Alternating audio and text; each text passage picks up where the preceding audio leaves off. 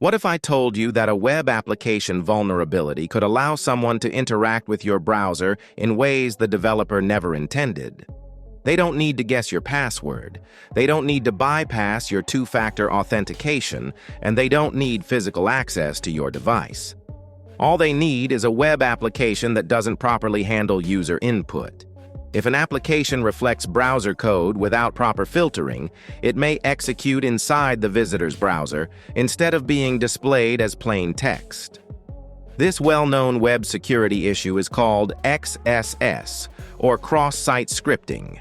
It is consistently ranked among the most important web application vulnerabilities. Today, we are moving from discovery into one of the most fundamental web security concepts. I'm going to show you exactly how XSS works, the different types of the vulnerability, and how to safely demonstrate it inside our authorized training laboratory. Let's look at the payload. To understand XSS, you must understand how websites render data. Modern web pages are dynamic. They take input from you, like a search query or a comment, and reflect it back onto the screen. XSS occurs when an application takes untrusted data from a user and sends it to a web browser without properly checking or filtering it first. If the input field isn't sanitizing special characters, a security researcher may test it with a simple browser script such as script. Because the browser trusts content coming from the website, it may interpret that injected script as code instead of plain text. There are three primary types of XSS. 1. Reflected XSS. The test input is included in the request and immediately reflected back in the response page, such as a vulnerable search parameter. 2. Stored XSS. The test input is permanently stored by the application, such as a comment section, and displayed whenever the page is viewed. 3. DOM-based XSS. The vulnerability exists entirely within the client-side JavaScript code. To show you how this looks in a real training environment, we are logging into our primary learning platform, the PortSwigger Web Security Academy. As we established earlier, PortSwigger gives us an excellent sandbox to practice safely and legally. Open your browser, pull up the reflected XSS into HTML context with nothing encoded lab, and let's load the page. Look at the interface. It's a simple blog platform with a standard search query input field. Let's type a normal word like ACW360 into the search box and hit enter. The page refreshes and displays. You searched for ACW360. Our input is being reflected directly onto the page. Now let's safely test how the application handles browser code.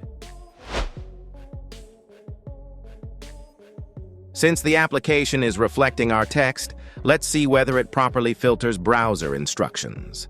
Instead of a normal word, we are going to use a classic XSS testing payload, script alert.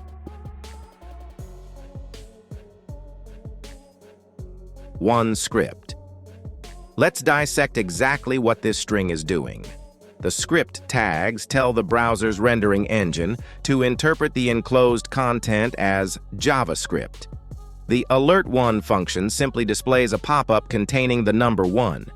It is a safe proof of concept used to verify whether JavaScript execution is possible without causing any damage. Let's paste this payload into the search field and hit enter. Visual, a clean white alert box with the number 1 instantly pops up on the screen over the lab page. There it is. The alert box appears immediately. This confirms that the training lab is intentionally vulnerable to cross-site scripting and that the browser executed our test input as JavaScript.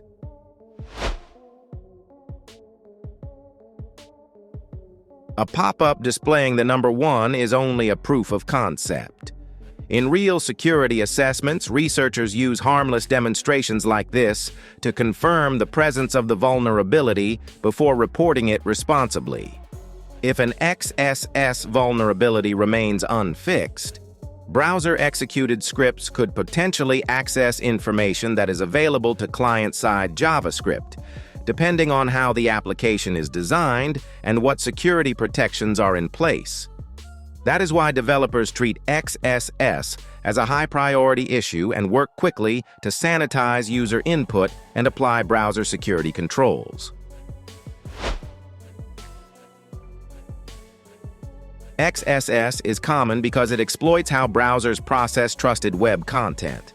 But what if changing a single value in a URL lets you access data that isn't yours? In Part 10, we'll cover Intro to IDOR, Insecure Direct Object References, and see how authorization flaws can expose private resources in authorized training environments. I'm ACW360. Keep practicing your XSS labs in PortSwigger, subscribe to support the course, and I'll see you in Part 10.